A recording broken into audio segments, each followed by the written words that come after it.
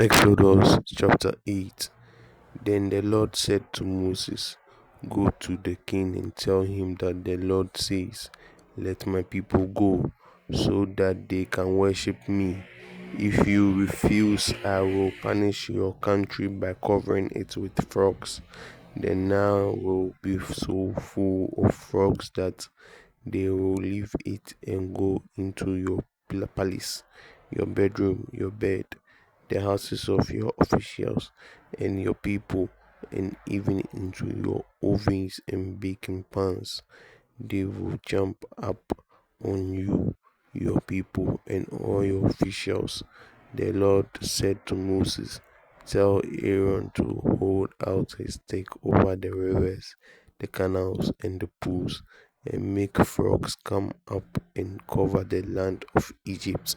So Aaron held it out over all the water, and the frogs came out and covered the land. But the magicians used magic, and they too made frogs come up on the land. The king called for Moses and Aaron and said, "Pray to the Lord to take away these frogs, and I will let your people go, so that they can offer sacrifices to the Lord." Moses replied, "I will be glad to pray for you. Just set the time when I am to pray for you, your officials, and your people. Then you will be rid of the frogs, and there will be none left in the Nile." The king answered, "Pray for me tomorrow." Moses said, "I will do as you ask, and then you will know that there is no other God like the Lord our God. You, your officials, and your people will be rid of frogs, and there will be none left except in the Nile." Then Moses and Aaron left the king, and Moses prayed to the Lord to take away the frogs which he had brought on the king. The Lord did as Moses asked, and the frogs in the houses, the country yards, and the field died. The Egyptians piled them up in great heaps until the land stank with them. When the king saw that the frogs were dead, he became stubborn again, and just as the Lord had said, the king would not listen to Moses and Aaron. The Lord said to Moses, "Tell Aaron to strike the ground with his stick, and all over the land of Egypt the dust will change into grass." So Aaron struck the ground with his stick, and all the dust in Egypt was turned into grass, which covered the people and the animals. The magicians tried to use their magic to make grass appear, but they failed.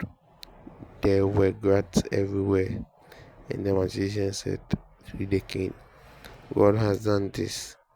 But the king was stubborn, and just as the Lord had said, the king would not listen to Moses and Aaron. The Lord said to Moses, "Early tomorrow morning, go and meet the king as he goes to the river, and tell him that the Lord says, 'Let my people go, so that they can worship me.' I warn you that if you refuse, I will punish you by sending flies on you, your officials, and your people. The houses of the Egyptians will be full of flies, and the ground will be covered with them. But I will spare the region of Goshen, where my people live, so that there will be no flies there. I will do this so that you will know that I, the Lord, am at work in this land. I will make a distinction between my people and your people." The miracle This miracle would take place tomorrow. The Lord sent great swarms of flies into the king's palace and the houses of his officials. The whole land of Egypt was brought to ruin by the flies.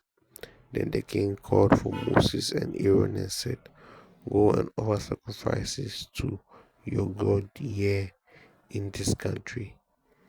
"It would not be right to do that," Moses answered, "because the Egyptians would be offended by our sacrificing the animals that we offer to the Lord our God. If we use these animals and offend the Egyptians by sacrificing them where they can see us, they will stone us to death. We must travel 3 days into the desert to offer sacrifices to the Lord our God, just as he commanded us." The king said, "I will let you go to sacrifice to the Lord your God in the desert. If you do not go very far, pray for me." Moses answered, "As soon as I leave, I will pray to the Lord that tomorrow the flies will leave you, your officials, and your people. But you must not deceive us again and prevent the people from going to sacrifice to the Lord." Moses left the king and prayed to the Lord, and the Lord did as Moses asked. The flies left the king, his officials, and his people. Not one fly remained. But even this time, the king became stubborn, and again he would not let the people go.